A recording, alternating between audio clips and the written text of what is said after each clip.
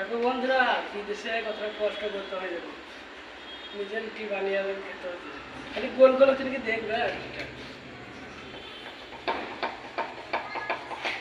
তাহলে মেয়েরা বলে যে আমরা গোল গোল পারি, আর ছেলেরা বলে পারে না। দেখো গোল গোল রুটি বানাবো, গোল গোল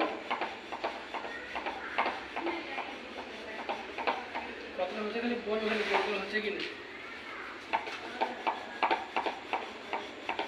ঝাঁকাশ করে দিবে।